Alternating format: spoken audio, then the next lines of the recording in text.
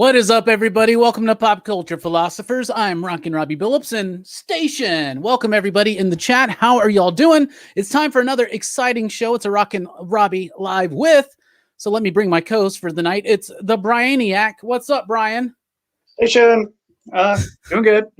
How's everybody doing? What? I love your stations. They're so awkward. It's just you did it fine. You however you want to do a station's the way you want to do it. No, it doesn't matter the side, but it's more like this and less like this.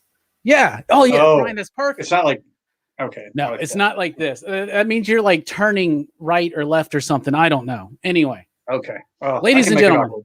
Okay. Well, it's okay. The only person who made it awkward was me by mentioning it. Okay. Just so you know. So there you go. Anyway, the awkwardness is over because we're about to introduce our guest. He is the writer of some of my favorite comics, Hot Lunch Special, Midnight Vista, the cult classic series Return to Whisper, Creature Feature. He's done work for Valiant. He's done work. I believe he was an intern actually for a while at Marvel. We'll ask him about that and see if that's true. Anyway, everybody give a hearty station to Eliot Rahal. Station. Fun. We love it. Fun. That was really fun. Hello. Welcome, Elliot. How are you doing? Good, man. How are you, Robbie? Thank you for having me. Hi, Brian. Nice to meet you guys as well. This will be fun. Yeah, we're looking to have some fun. So right now, your newest issue of Knock 'em Dead is out, number 4. And holy cow. Like, you and the team have managed to do something that's a rarity, I think, in comics, which is each issue subsequently just keeps getting better and better and better. Tell me how you do it and tell everybody a little bit about Knock 'em Dead. Oh, wow. That's a really nice compliment. Thank you very much for it. It's a really big question. I can tell you how I approached the book, which, okay. So I really avoided wanting to do a story about stand-up comedy for a long time for a couple reasons. One, I'm close to the medium, and I started writing by performing stand-up in Chicago. I was a cast member at this place called the Lincoln Lodge, which is an incredible place, and it still exists today. And there's a lot of great things that came out of that stuff for me. Like I learned timing and I learned pacing and I learned how to develop my own ear and what I like. But also, I entered into that world when I was 18, and I would say I started running hard in it when I was 20, 21. And hindsight's 2020 here. I'm 33 now, and it's just like I should not have been doing that, right? I'm in Chicago. I'm 20 years old. I'm trying to keep up with people who are 7, 8 years older than me. Some of them who are like trying to find themselves still. A lot of alcohol, a lot of drug abuse. I honestly didn't have anything to say. It was just like a compulsion, like I needed to do it almost. And and so I made a lot of mistakes during that time to my body, and it's a toxic atmosphere, and it's a complicated time in my life, and also another thing about it was that I was 18 again. It was my only identity. Right, I was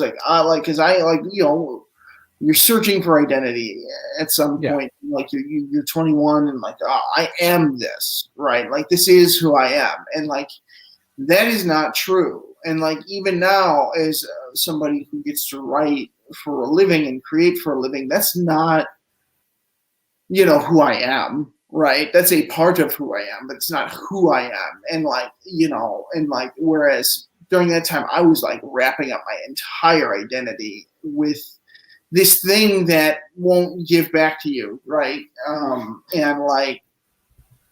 So there's that aspect of it. And then too, quite frankly, I think a lot of media about stand-up comedy in general is boring, right? It's a lot of the same old story over and over and over again, right? And if I'm being even more frank, usually it's like a sad white boy story, and Okay, yeah. I mean, like, and it could be a good version of that, right? But like, it's, I don't know. To me, it's like, and then it's always focused on the stand-up too, right? And to me, like, stand-up is the least interesting part of a stand-up movie, right? And then also, like, stand-up never translates through film unless it's a live stand-up film performance, like Richard Pryor, like at the Sunset, or like it's a live performance meant to be watched at home. But when it's like, when like in Funny People or whatever, they're just showing stuff, it doesn't work because that's not, the audience isn't there for that, right? The audience isn't there for that. The audience, a movie-going audience to a movie about stand-up comedy isn't necessarily going to laugh out loud because there's still a movie-going audience, like. Is that why you didn't focus on the jokes in Knock 'Em Dead? Absolutely, because I don't think it just doesn't translate, right? Like, no matter how funny I think I am, well, there's a couple reasons why, but like, one, no matter how funny I think I am, not everybody reads the same way. And not everybody agrees with how funny I am, right? And Yeah, okay. So that's one thing. But two, like, written jokes, like, stand-up is a live medium, right? It is alive, right? It requires an audience. And it requires that the sort of like electricity that a live performance can create. Mm-hmm. And, a comic book doesn't do that. A comic book can do a lot of incredible things, but it can't do that, right? It's a very personal reading experience. So, yeah. And then additionally, like, I think, part of the reason I didn't want to do it is because writing my own jokes also would have felt overly self-indulgent, and the book already feels self-indulgent, right? And like, Okay. so I didn't want to like, oh, look how funny I am, and like, my adult reason why. No, I like it. I like it. When I first read the first issue, I was taken back because I was like, oh, I was expecting to see the stand-up or whatever, but you're right, it doesn't translate. I don't know that during the when the pandemic shutdowns first started and stand-up comedy was in danger, Right, it still is, and people were trying to do like these remote viewings and this and that, and it just doesn't work without an audience. And I remember hearing a lot of stand-ups talking about how difficult it was to try to perform with no audience, right? A lot of my friends are still stand-ups. I'm still very present with some of those people who are very active in that world, and like, that shit fucking blows. Like, there's no way. I mean, it sucks. Yeah. Like, it sucks. Yeah, tough time for them. A lot of the, just concerts, shows, the people that work the tech and all that stuff too. There's a lot of people still affected by the lack of social gathering, So right. And everybody mask up. Let's get through. Let's get through. I mean, and these places, like a lot of these, like, I mean, not everyone starts out, not everyone is fucking, what's his name? Not everyone is Drew Barrymore, or who's the guy from Wolf on Wall Street? Leonardo DiCaprio? Not DiCaprio, even though still his buddy, his friend. Is that Jonah Hill? I haven't seen it. No, not everybody's a Jonah Hill, right? Like, so, like, there are some Hollywood people who begin and end in Hollywood, right? But that is still, I mean, I don't know if it's a minority of people, but like most of, like, a lot of Hollywood, I can at least say, I don't know most, but a lot of Hollywood, a lot of people who are famous now, or people who are working behind the scenes, they depend on small theaters and small communities, right? That's where they come up. Those are their first experiences with them. That's why so many people are so, like, they get so protective and they get so worked up about it, because like, these are special places, right? Like, I mean, and you might, even in New York, like, the indie theaters are huge, where you think there's enough exposure for regular theater. No, like, you start at the bottom doing DIY stuff, and like, the Lincoln Lodge Independent Showcase, nonprofit, over 10 years. Like the Creek in the Cave in New York City just closed down. Like, I mean, and that's New York and Chicago. And then there are places in much smaller communities, obviously, where like these places are even more precious, right? So it's like, it's not good, because it's limiting opportunities, and it's like, I mean, it's I don't know. It's so hard to build something, and it's so easy to take it away, Oh, absolutely. Yeah. I was gonna say, like, the one thing I thought with not putting the jokes in is when prior Bryce was delivering the jokes, and you weren't focusing on like the jokes or anything like that, but it was a really good effect with him like telling the joke, and then like the crickets chirping and everything like because that's one thing that blows my mind about stand-up comedy is when you're up there by yourself, you can't rely on like like in music, you can't rely on like a band to kind of take some attention away or any right. I mean, you're just like putting it out there and waiting for an immediate reaction. I thought did a real good job of relaying that. Right. Yeah. And I wanted to thank you. And I wanted to, like, part of the reason I put in all that extra fun stuff is because, like, how do I make this like interesting to read? But the other element is like, yeah, you are on by yourself, but you're not on by yourself, right? Like when you're up there, you're there with the audience, right? And a good performer. Okay. Like, it sounds very weird and esoteric, but like a good performer channels the audience, right? Like they feel like it's, and like that sounds a little wooey woo, but like, it's true. Like whether you do it consciously or subconsciously, like you're amplified by them and they amplify you, right? You are alone, but you're not alone, Okay. Yeah. I can see that. I was also wondering whose idea was it to use that Steve Martin image for the cover? Yeah, one more time. I was asking whose idea was it to use the Steve Martin image for the cover? I'll admit that one was my idea, right? Okay. I wish I had honestly come up with that motif like earlier on in the series, but Steve Martin is one of my favorite writers and performers of of the classic era, and that's a great cover from his record. I will say that the 5th issue cover is my absolute favorite cover of the series. Oh, cool. Yeah. So I'm excited for you to read that, and it is from another famous album as well. Okay. Yeah, I think I've still got that Steve Martin album. I remember that being a favorite growing up. So I was like, but it was funny because like I hadn't seen it in so long. When I saw that image, it took me like 5 minutes. I was like, where have I seen this? That's a great one.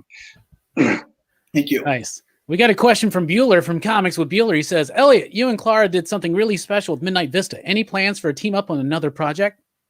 Yeah, I mean, we're working on it. First of all, hi, Travis.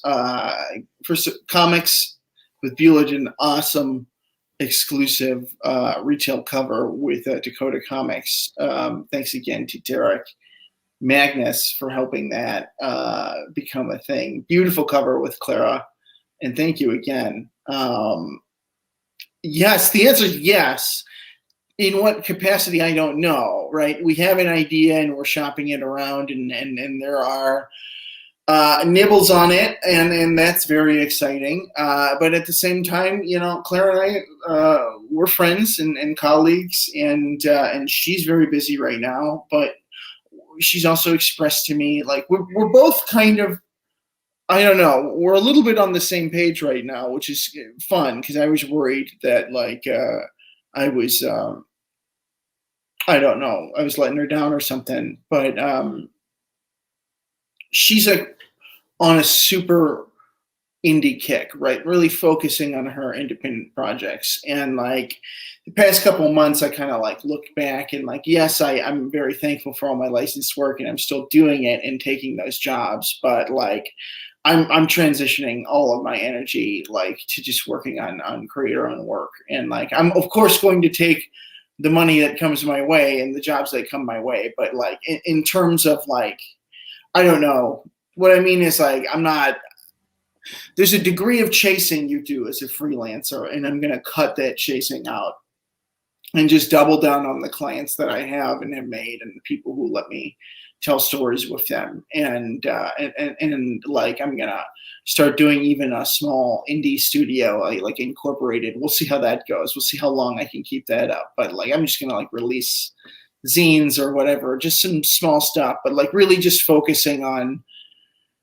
independent work and stuff like that, because like this business can be very frustrating, but you know, like at the end of the day, like I always have to remember the reason why I'm here is because other people brought me here, right? And like, and those are the people who invested in me when I was no one, and who continue doing that, like, you know, my friends in Sioux Falls, or like you guys and stuff like that. And like, you know, other opportunities will come. Like, you know, I'm just, there's just like a degree of, I think a lot of people, I don't know why I'm talking about this. I think a lot of people think you can like hack or network your way through the system. And that is true. But then at the same time, like, you can't want anything from anyone, right? Like, it's never going to give back. So it's like, why am I like, I don't know. Why am I like putting all, I care about everything so much, but I'm not a good person. Oh, we all feel that way. I think at times, 100%. I do. Yeah. But I want to know then, how did you? The answer's yes, Travis. Yes, with an asterisk. Yes, with an asterisk. I'm sorry. I like that. Yeah, I'm sure Bueller will honor that answer. Elliot, how did you get into comics to begin with?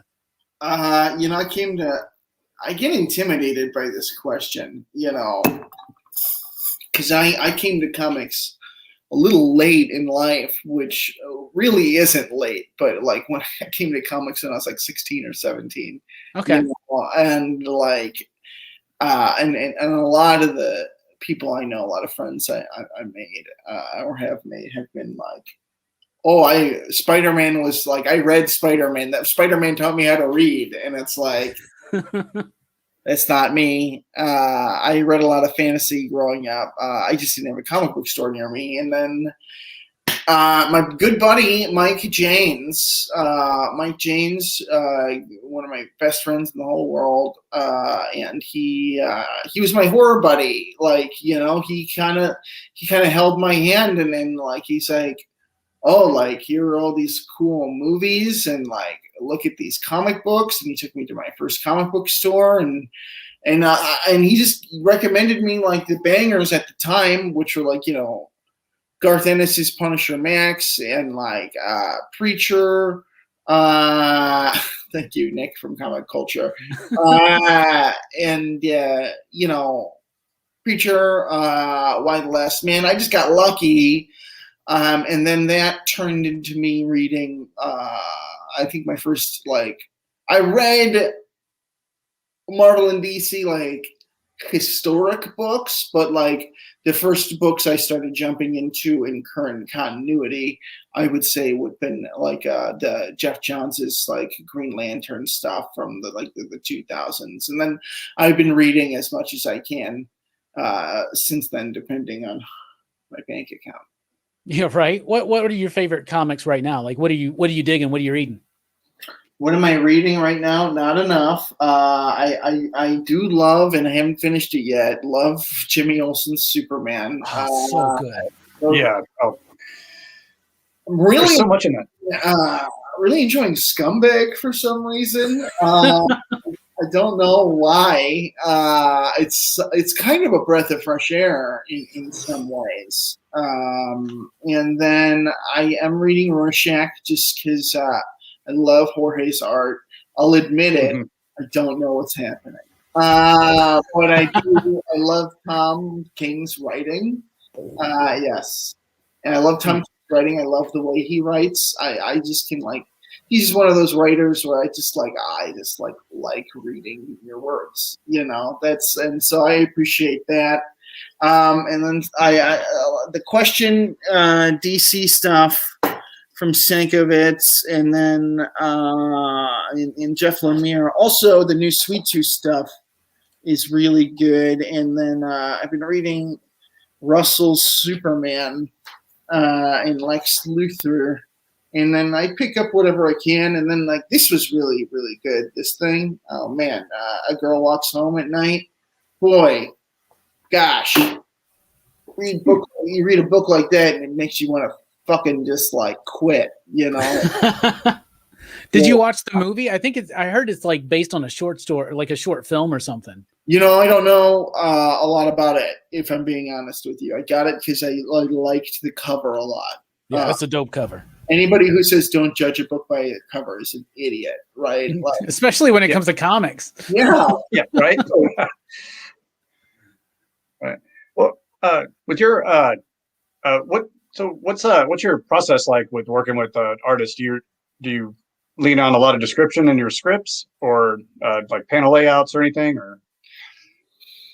I mean, it's always evolving, right? I'm always trying to get better. I try to be as descriptive as possible in terms of like themes and emotions and what I want, but also like I try to keep it like brief and like there's an economy of words, right? So it's like I try to describe everything, but really like I really try not to put more than like 5 or 6 sentences into a long description. That's a long description, right? Like I try to keep it 2, 3 sentences, 4 sentences. And that's not to be brief. That's just like, it's easier to read, right? And I really want to like, who am I like, it doesn't need to be long, right? Who am I showing off for, right? Like the point is just to distill what you want as much as you can into that space and make it. And like, I think a part of the reason of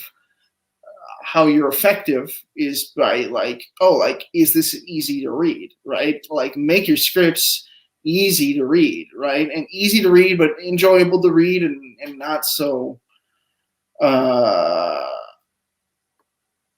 I don't know, not so just it's boring like or pretentious or boring, you know, like I don't know how to describe it. Just like, but like, and then like, but I'm also very specific. Like I am very, very specific. That being said, like I try to leave as much open as I can, and sometimes the artist will see what I'm working with and what I want, and then they'll understand it. And then sometimes they'll offer like, oh, what about like this layout? And like that's the beauty of comics. It's like, oh, like, well, sure, yeah. If you want to do that extra work, fine by me, you know. You know, I mean, I was trying to make it easy on you. Yeah. I think I try to come at a point of like just like respect and readability, right? And emotion. Like a lot of I try to convey as much emotion as I can. Mm-hmm. It's not a good question, not a good answer, but that's usually what I try to do. Oh, no, that's a great answer. I did want to echo back to what Wheeler was saying, because I reread Midnight Vista last night, and I was blown away again by the art. How did you get hooked up with Clara? I mean, because her stuff is amazing. She's amazing. She's also like, I don't know why she's not working everywhere right now, and everyone's bad. But I got hooked up with her. She's just a regional artist, right? She she was, well, I mean, she went to SCAD in Atlanta and accomplished a lot there. And she was living in, I think, Winona, Minnesota, or Sioux Falls at the time, a couple years ago, 4 or 5 years ago. And I met her through, I used to host a comic book show with my friend Grace Thomas called New Comic Book Day. And we had Clara on as a guest.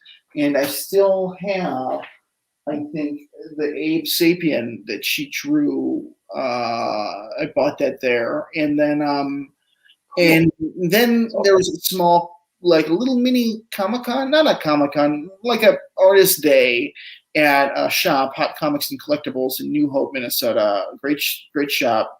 And yes, we had a lot of good time at the show, but like I would say I really didn't get to start to know her until then, because I was kind of all over the place during the show, and like but then I I saw her work, and then we've just like after working together, and we just become friends, and she's great.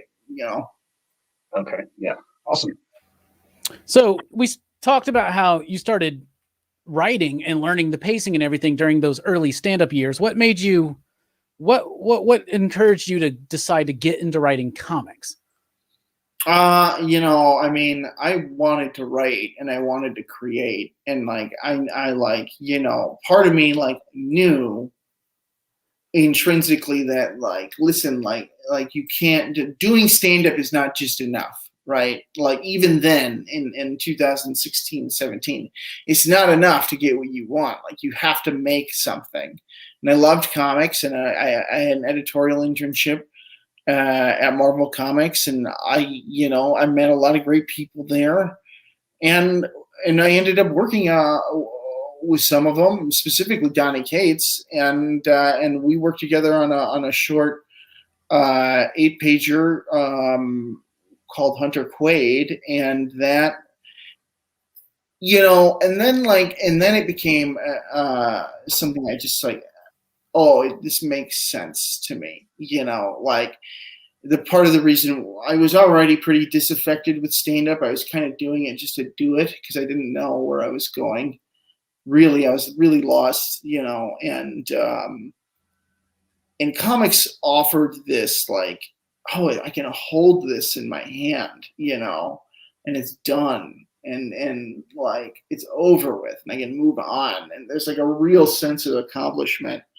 And it's like my favorite way to read. And like the more you like read and the more you fall in love with it, like it's just like it just makes more sense. And now the idea of like going to a bar, like to go do stand-up is like, regardless of COVID, my complete nightmare, right? Like yeah, right. The book you did with Cates, didn't you do Paybacks? Weren't you the co-writer on that one? I was, yeah. We wrote that together a long time ago. I don't know. They just came back alive, I guess, in crossover. Did you get to read that? Yeah, I did read that. Yeah. Did you have any did Donnie like go like, is this okay if I do this? Like, yeah, we guys about it. We talked about it. Yeah, but nice. I mean, they're out there again. So I'm glad it's cool that people remembered it. Like I'm surprised people remembered it. Paybacks was a cool concept, man. I really liked it. And I love that it's back in crossover, because now all these people are like, what's Paybacks? I'm like, oh, we got the trade. Buy it. It's good. It's a collected one? Yeah, there was like the collected Paybacks. Very nice. Very nice. Very nice. Okay. You talked about horror movies already, and I get the sense from Creature Feature especially that you like horror films, right? Yeah, I do. I never really think about it, Yeah? I just do. I just like them. It's one of those things where, like, yeah, I guess I do. I mean, I always feel like there are people who like things more than me, but I guess I do a lot. And I always am reminded by this when I like talk to like quote unquote like normal people, and it's like, oh, like we're not talking about the same thing. Cool. What are some of your favorites, man? I'm being weird right now. Oh, okay, cool. Yeah, right. Yeah, no, I do that a lot. I'm just like, I'll go on a deep dive on, say, Italian horror, and people will just be glazing over, and I'll be like, oh yeah, okay, you're not one of us. That's okay too. It's just like, yeah, you forget sometimes. Yeah, you do. What are some of your favorites then, Elliot? Oh, I mean, I'm going to just sound like really cliche, but like one of my favorite movies of all time is the 1950s, The Day the Earth Stood Still. Oh. I think I watch that movie once a year, along with the original Night of the Living Dead. Big influence on me. Going to I went to film school, and my primary influence, again going back to my buddy Mike James, was he introduced me to Sam Raimi, and Sam Raimi's like movies I love, don't get me wrong, but also his story of just like, we're just gonna do this, like we're just gonna do it, and like I love that. And then Love John Carpenter. I love many of the Halloween movies. And I would say also The Exorcist as just a very good film. And then, but I love anywhere from like the drama horror, high horror, or whatever you want to call it, to like just really dumb stuff, like, you know, like Maximum Overdrive and stuff like that. Yeah, like, right. I love like Night of the Creeps and like all that shit. Like I love that stuff. Like Thrill Me. Yeah, Thrill Me. What a dumb line. Why would he say that? Over and over and over. Over and over again. Like, because you got to commit to the bit. Yeah. And like the stuff and stuff like that, and like, oh yeah, you know, and like I'll say this, like Shudder's originals, they're stepping up their game. They're getting better and better and better and better. And so like I've been really enjoying. I don't know. I think what I love about horror, aside from like when it's great horror, it's like holy shit, like that was incredible. But oddly enough, it's the really kind of B movie horror that seems to permeate our popular culture more, and I don't know why that is. But I think what I love about horror in general, whether or not it's like schlock or it's high-end horror, is that it's cheap, right? And like it's and like when people make horror, like there's a degree of like creativity to the process of like we have to figure this out. Like yeah. there's a sort of like happy go like a plucky sort of attitude to making horror. Same with indie comedy, but like I would say it's through and through with horror. And like I don't know. I think I just love that. I like it's like man they really fucking made this movie, didn't they? Like yeah. Like I love like even when I'm having a bad experience with a movie, like I can appreciate it on that level, you know.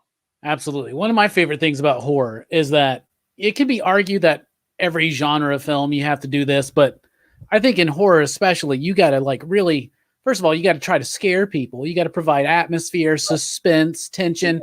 So that means you got to bring in comedy, you got to bring in drama, you got to have the right music, you got to have the right shots. I think it's like, well, like the best horror films are technically some of the most superior horror like films I've ever seen.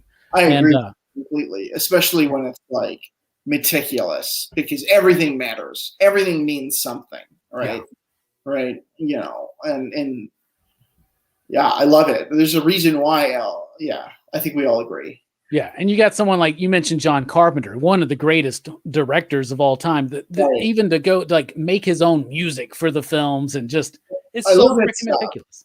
I mean, I love Trauma, right? Like, I don't like their movies, but like, I love Trauma. Like, Trauma's the largest, biggest independent film company, I think, in America, right? And like, wow. And like independent, truly independent. Or family owned.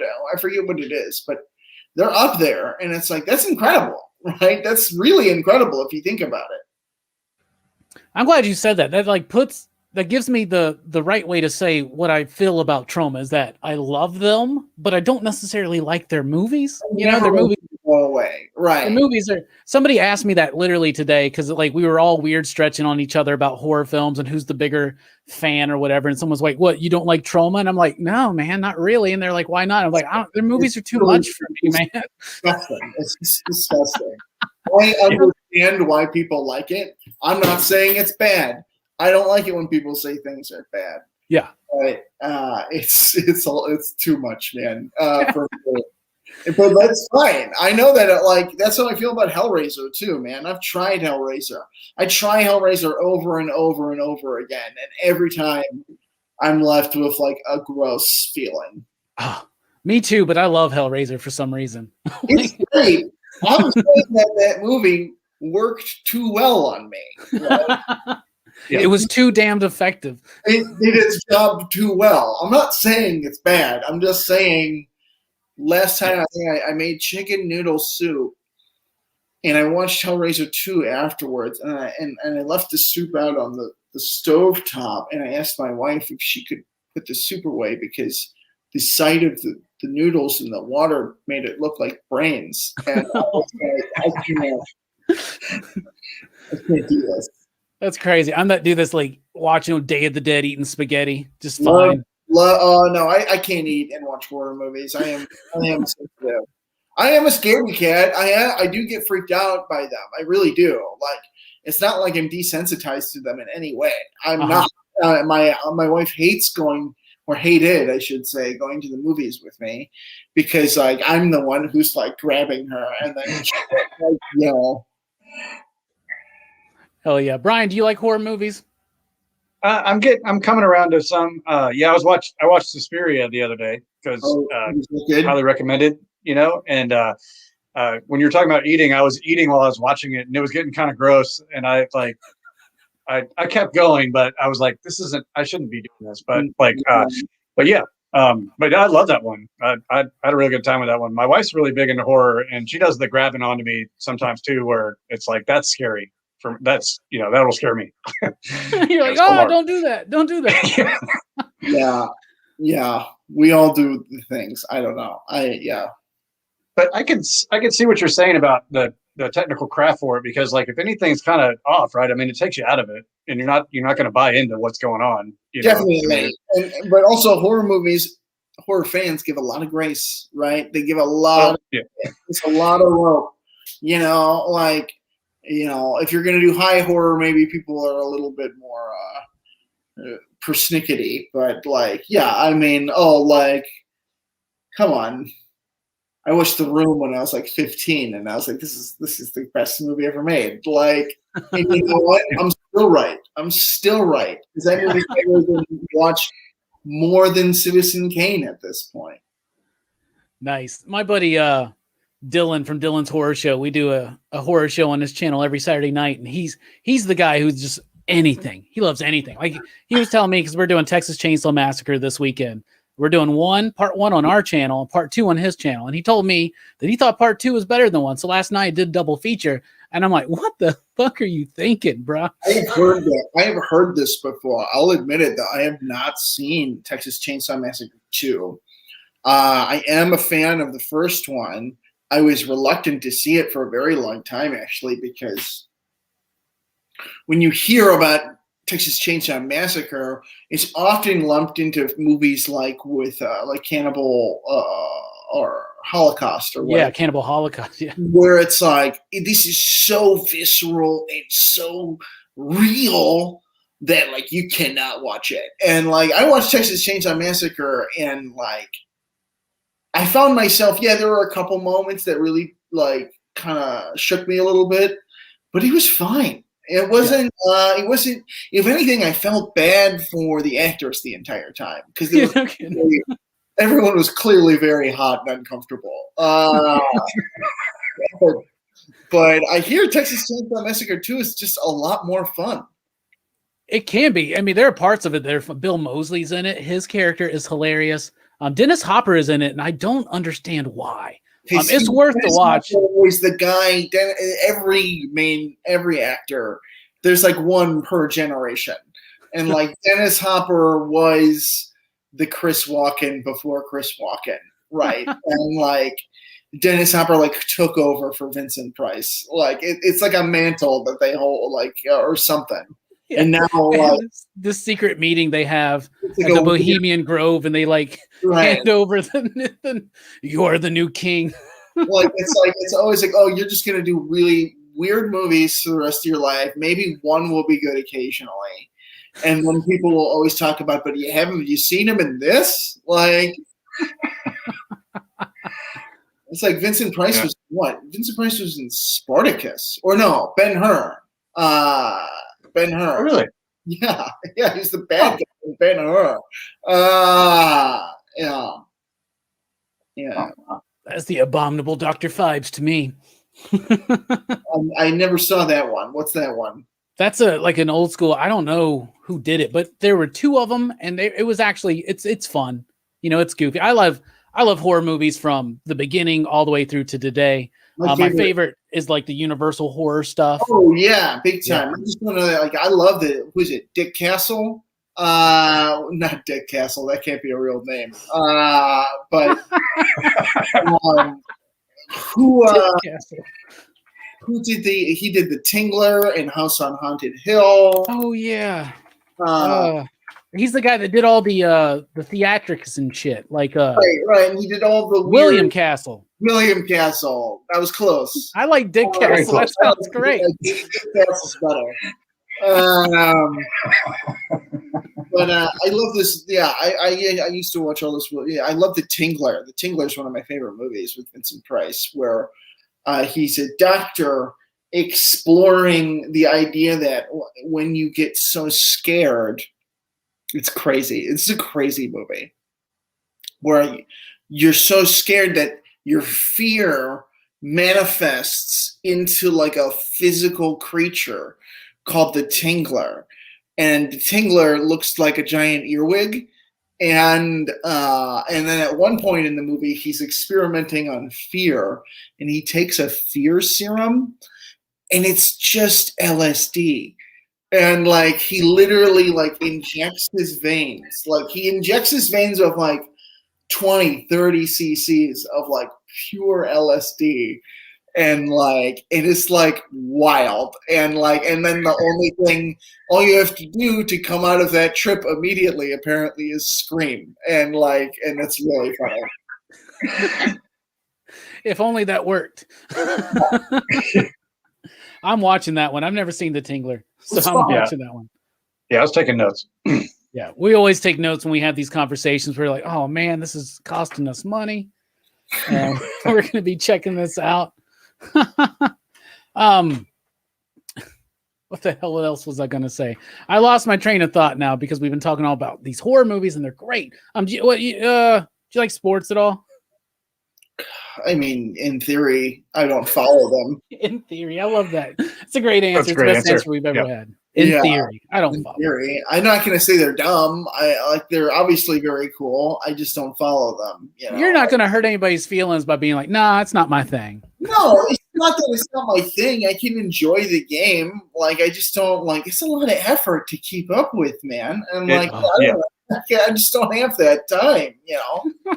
I enjoy the game. I enjoy sports. I like going to sporting games. It's fun. I support the Vikings and the Lynx and the Twins, and lovable losers, man.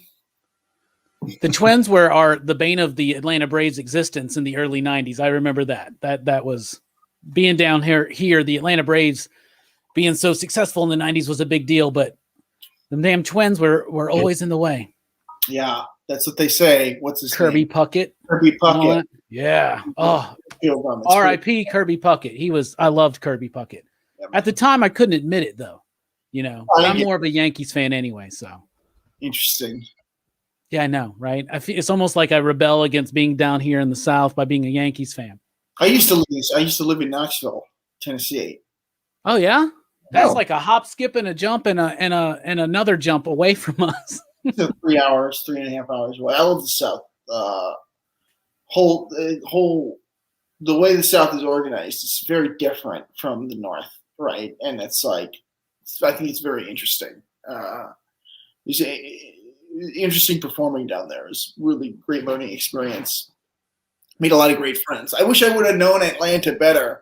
I didn't know how to do Atlanta until now. If I went to Atlanta, I would do it very well because I'm old and I know how to travel now. But we just showed up at Atlanta. We're like, whoa, this place is huge. Where'd this come from? Yeah, Atlanta's great. I love going to Atlanta. Where are you from originally, if you don't mind me asking? I'm from Illinois. Yeah. Okay. Chicagoland area. So I'm a Midwesterner, by blood. But I live in Minnesota now, and Minnesota's my home, and I really connect here with the people in Minnesota and the region. And my wife is from Central Minnesota. Chicago's a great town, but it's too big for me. And also it's there's a lot of baggage there. for me. And then also like, it's just like my entire family's there, and it's just like, I love you all. Just stay there, you. Yeah, a I lot of love us you feel from a that way. distance. Yeah, it's better from a distance. All right. Yeah.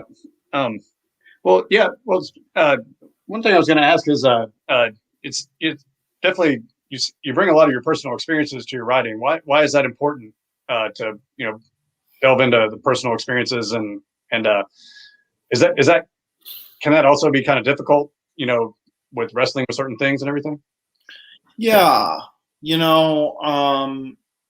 I try to I try to do it with everything that I do, right? Like, and it's easier to do with some things and harder to do with other things. Like specifically for like my creator-owned work, yeah, like especially at Aftershock, a lot of that stuff, a lot of the big parts of the story are inspired by some big parts in my life, and like, I first did it cynically. Well, not really, but yes, really. Also, it's like, I don't know, like, so like there's that stuff, and I'll talk about that more. And then there's with like licenses. I need to connect, right? The only way I can make something good is by connecting with it. And like, I need to, if I'm going to expect the reader to connect with the material, I need to connect with the material, right? And like, so thematically, like in Quantum and Woody, right? Like, and like, I was just making jokes about my family. I love my family, but like Quantum and Woody, like, it's about two brothers, right? I have brothers, and like our relationship, like it's a very important relationship in my life, right? And like, and then also with Quantum and Woody, like there are a lot of themes about like, not feeling good enough and stuff like that, and I connected with those characters on that level. In my Archer and Armstrong story, Escape from the Gulag, like I have struggled with my faith on and on as like a person who like I hesitate to say the word spiritual, but like, whatever, like even with Behind You, Cult Classic, like, Cult Classic 1, you Return to Whisper, it's about friendship, right? And like the friends that like you leave behind at a certain age, and some people still keep those friends. And like the other one, again, the Creature Feature, that's about natural evil, right? And like that's about like the world breaking down, and that's also about, again, revenge and brotherhood, right? Like, I mean, like the only thing that made sense to those characters when the world was falling apart was like they killed my brother, right? Like that's all he can focus on. And in reality, I think it makes a lot of sense, because like you're either focused on surviving, or if you think it's all over with, like, you're going to focus on the thing that matters at the end to you the most, right? Or maybe not, I don't know. And so, I try to connect with the material in some way. And yeah, it can be challenging. I get really anxious about it. I feel self-indulgent. But I always try to fictionalize everything and try to turn it into a story. Like, like I don't want my life to be the story. I just like take the elements from it and go there. And like part of the reason I did it is because like, listen, like I don't know what I'm doing, right? I don't know what I'm doing at all. And 5-6 years ago, like I was in a really bad position, a bunch of books got canceled. The paybacks had gotten canceled. Other books of mine had gotten canceled. A lot of promises that didn't happen. I was personally undergoing a lot of mental stress. I was waiting tables. Nothing wrong with waiting tables, but it wasn't what I wanted to be doing. And I'm married, and I'm thinking to myself, and I have no money, right? And I'm thinking to myself, did I fuck my life up, right? And that really scared me. And so then I got the opportunity to do Escape from the Gulag 396, and like I noticed that when I like really went and I like really poured my heart into it, like there was like there was just a different response, right? I engaged with the material in a different way, and like it became very intimate and very close with it, which has been a battle, right? Like getting too close with my material, like to protect myself from it. But like, really, it's like I found this like on accident or desperation, really, this technique that worked for me, which is like just go full hog into it, right? And like that sounds like the thing you're supposed to do, obviously, but it's a little harder than it sounds, or like to really understand what that means for you as a person, right? And so like I've been trying to just go full hog into everything, and some things can get more exhausting than others, right? And it can be exhausting, like, and then people are like, "Just want to talk about it," and like, yeah, I'm just making fun of you guys. I'm sorry. Not you. Mostly talking about people at mostly talking about people at parties, where it's just like, I don't know. I didn't do this to be famous, like. Yeah. I did this for, I don't know, even know what I'm saying. I'm being really dumb and insensitive. You're fine. Yeah, you're fine, man. You can make fun of us as much as you want. That's kind of what we do. We just make fun of each other. That's kind of our whole shtick here. Sure. It's our whole bit. So it is the way it is. Yeah. So it's in everything. Obviously, in some of the work, like Midnight Vista, I know you guys want to talk about that. It's a little bit more apparent. But like that's because it's creator owned, and I have the ability to do that, right? But like I try to find some way to connect to everything, just otherwise then it's really hard to write. Actually, it's really hard. Like it's like I just like don't want to fucking do this. Like, you know what I mean? Yeah. So like with that, was it like I guess I didn't know that Bleed Them Dry was a licensed project. Is that a license effort? Because I don't know. When I first read that, I was like, I mean, how much fun is it to write vampires and ninjas in the same story? I mean, that seems like a blast. It was a lot. It was a blast to work on, and it was an idea created by Hiroshi, and then I got to build it out with Adrian Wassel at Hiroshi Kazumi. I don't know how to pronounce his last name exactly, so I apologize. And then Adrian Wassel at Bull. And like that was an idea we really got to build out, and like and that was a wild ride of a book because it was absolutely insane, and we wanted to do a lot with it. And then also at that moment, that was when like the uprising in Minneapolis occurred, and like city just erupted, and like all this, and like I'm here doing my thing, and like it's a very stressful time, very crazy time, and that did change the course of the book, because the book talks like the book's about like reality and policing and like kind of like neo-fascism and like. So there's definitely like real events did bleed into it to some degree. Wow. Yeah, that's really interesting. I didn't see those occurring at the same time. That's pretty. Yeah. Wow, that's cool. Yeah. I would say it really starts coming out around issues 3 through 6. Like the first 2 issues, like that was before this stuff happened. I mean, it's all happening at the same time, whatever. But like, yeah, I would say really, it definitely, affected me, which affected the work. Yeah. How did that come about? Where somebody was this idea created for specifically to be developed by Vault, or was it created? How did that happen? Because I'm unclear on that. Because I know that it was created by that dude, but I'm unclear on. Neither am I, man. I don't know. Okay. They just came right here. Do you want to do this? Hiroshi had an idea, and he'd been having it for a long time, and he knew the Vault guys through a mutual colleague or partner, and they basically set it up, and basically the muscles were like, hey, like we need somebody to do this.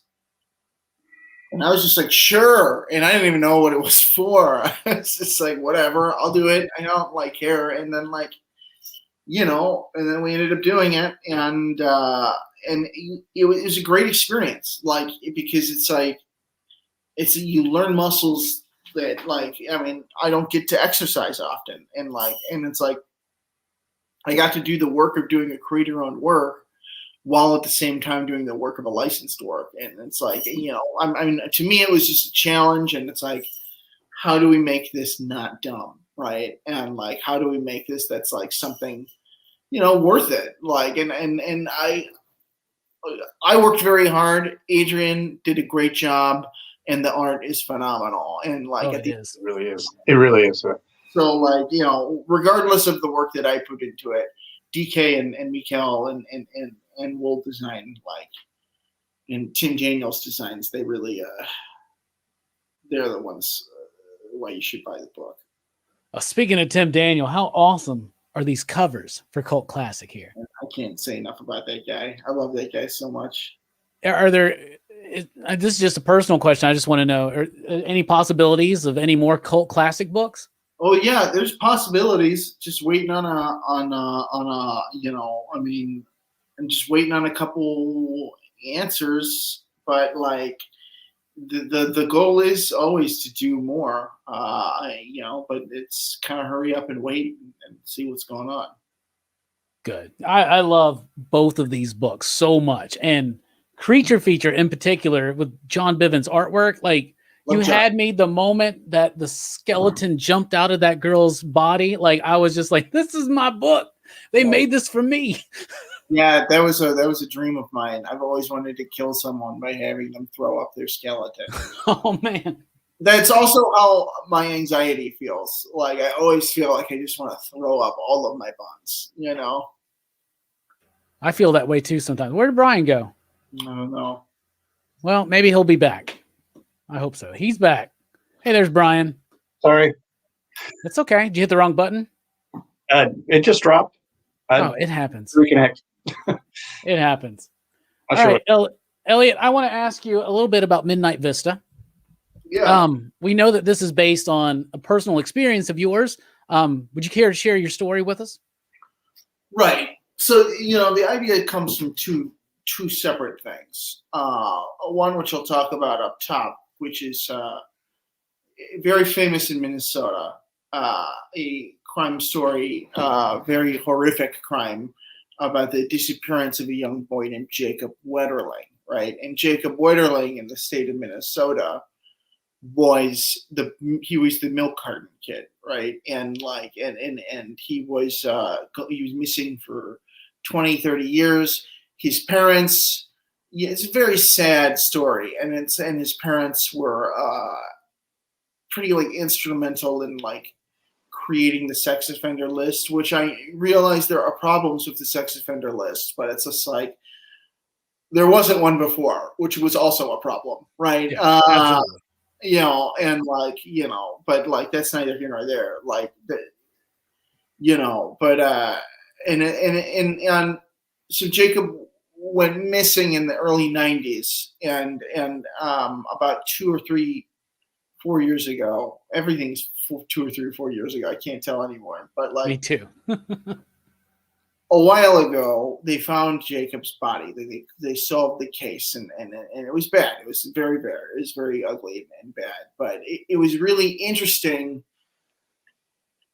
The last time I really felt this feeling, aside from obviously this past year, I mean, I felt this feeling a lot more since then, oddly enough. But like the last feeling I felt like this was like everyone in Minnesota who was from Minnesota, like kind of stopped and like was like, oh wow, they found him, right? Like everyone knew, right? It was like a 9/11 type moment where it's like, oh shit, like, and it was like this really weird, like you could feel everyone feeling it together, right? And like that was something that really interested me as like a story idea, right? And then like, and then for me personally, it's like, yeah, when I was like a little kid, 8 or 9 years old, I'm out driving with my stepdad getting ice cream, and like, something happens, right? I don't know what happened, but we came home and there was about an hour or 2 hours of missing time. And like, I remember one sequence of events. My stepdad remembers different sequence of events. And then he also claims to like know some pretty crazy stuff happened. And it's like, I don't know what happened, right? Like, I use aliens to be like colloquial, like, but it's just like, I don't know what happened. Like, something occurred, some sort of like supernatural event occurred. And like, I think that event, yeah, you can tie it to aliens, but like, what are aliens? Like, I don't mean like aliens are angels. Like, I'm not that guy. I'm like, I just am a believer in like the Force, essentially, that there's like a supernatural energy or some sort of energy out there that, whether it's from another dimension or it exists on top of us, that when it permeates into our reality and takes shape and becomes alive, it can interact with us, right? And I think like that can happen, and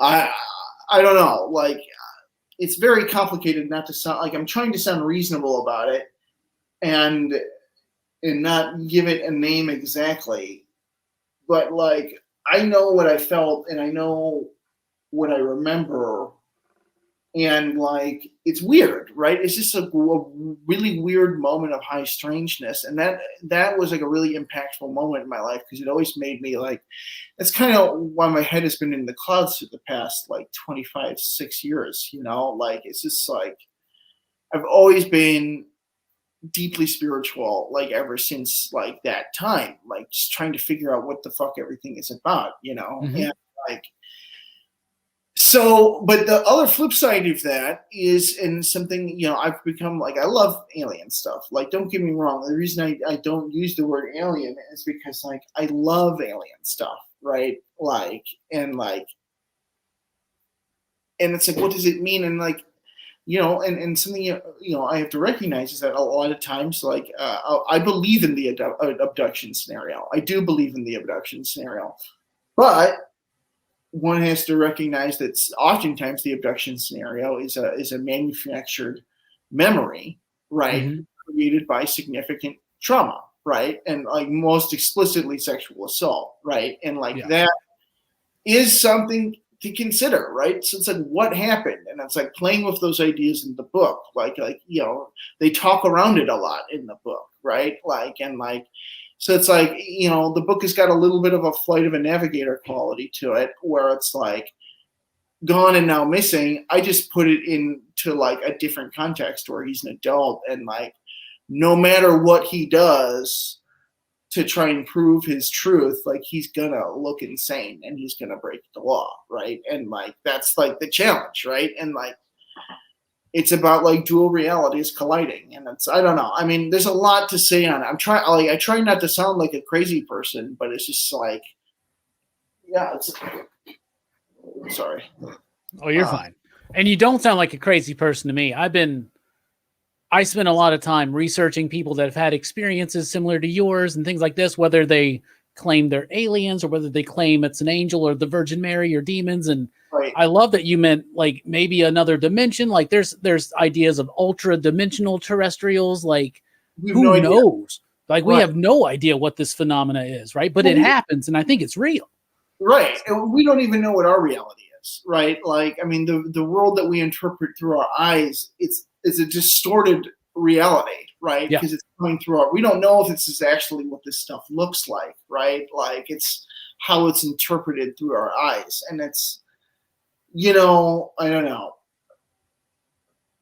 I could go on and on about it, but it's like, I don't know. I mean, it's very strange. I've come back to like, I hesitate to use the word faith, but like, I've definitely come back to my faith in the past 3 years, or 2 years specifically. Or I should say, pardon me.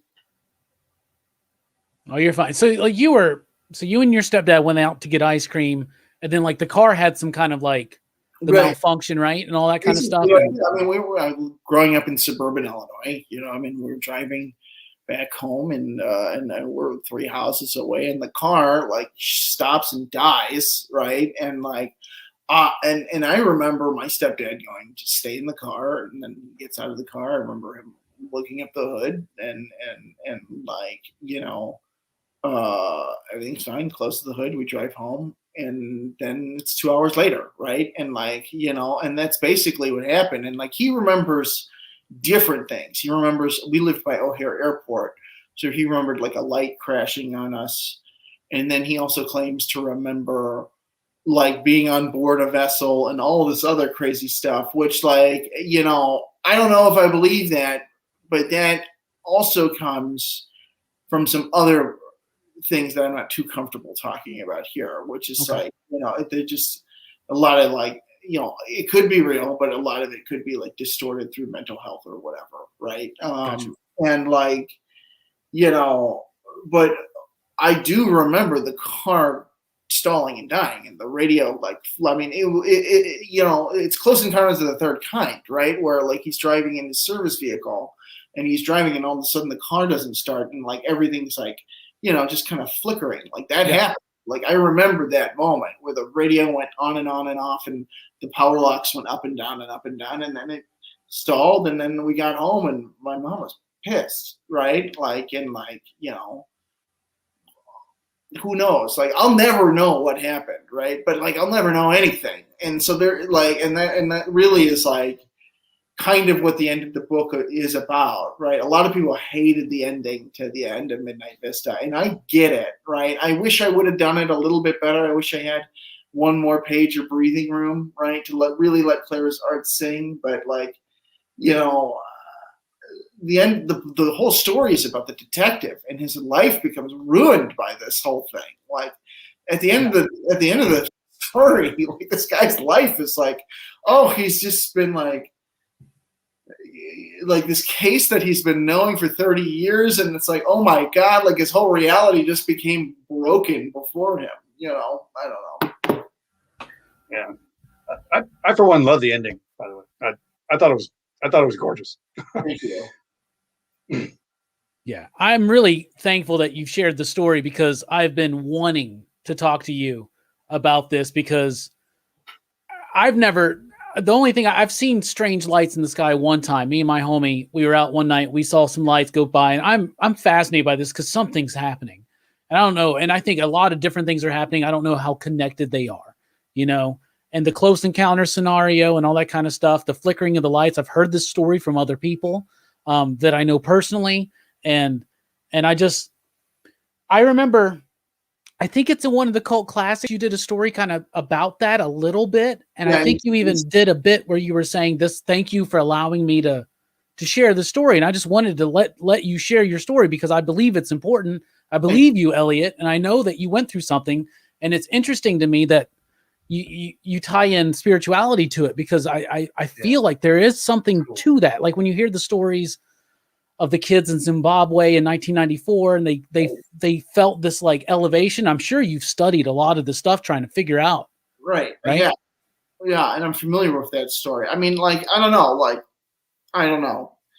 It's like that stuff like that. Like, it's not like I was always like some religious maniac or something. I like, my experience, like I was an atheist for a while, but like, my experience with this was just like, there is something more, and it is real, right? I don't know what it is, but there is something more, and it is real. And then like, quite frankly, ever since, 1 year ago today, like almost not today, but like 1 year ago, when all after George Floyd's murder, like,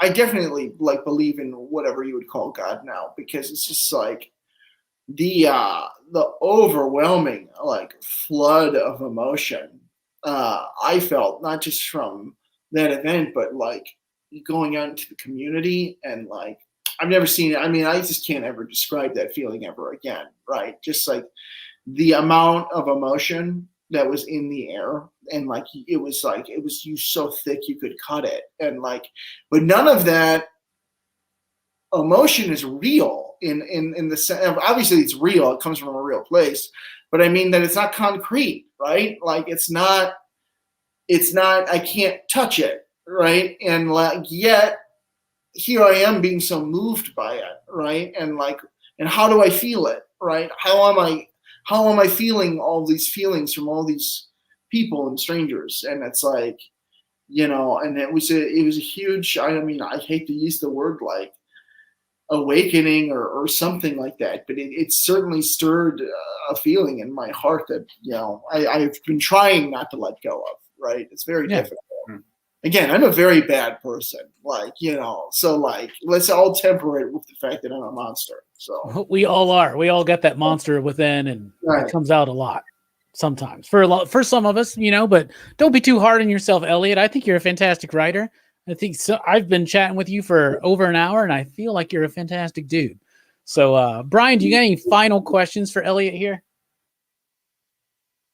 Well, when you're writing, do you listen to any music or any, you know, or is there any favorite music genres you have? Or sometimes, but lately not so much anymore, just because I've been getting so distracted so easily. Like, you know, the world is like, our worlds have all gotten a little smaller to some degree, and so it's like my ability to like, my ADD is like off the charts, right? But sometimes I'll just put on like just basic beats if I'm working and writing. Oftentimes, if I listen to music and I'm working, it's more like I'm not at the computer and I'm like taking a walk and I'm trying to like figure some things out, right? So like, I mean, I will write alongside to like classical music, but like anything with lyrics has gotten, or anything with like a lot of like, I mean, I can do it, but like it has got to be for the right thing. So it's like mostly no, but also yes. Yeah. So very helpful once again. Yeah, I can definitely relate to that with the lyrics thing. Because if there's lyrics or anything, I'll just start paying attention to that because I can't. Right. You know, as time goes on, it's hard to split the mind like that. It is, and like I can barely chew gum and walk at the same time. So it's like it's a problem. Right. Yeah. So, but another thing, it popped in my mind. Have you met like Trey Crowder and Drew Morgan? Because I noticed you interviewed them in the Knock 'em Dead, and I've actually seen them here in town. Those guys are hilarious. Yeah, I don't know. Trey and Drew are friends of mine. Yeah. Oh, are they? Okay. Yeah, they're friends of mine. And like they're incredible. And like they're awesome, and I can't believe they still talk to me because I'm kind of annoying actually. But yeah, no, we met in Knoxville. That's how we met in Knoxville, doing Knoxville comedy, and like I will always be thankful for getting to know them, and they are so smart and they're doing some incredible work.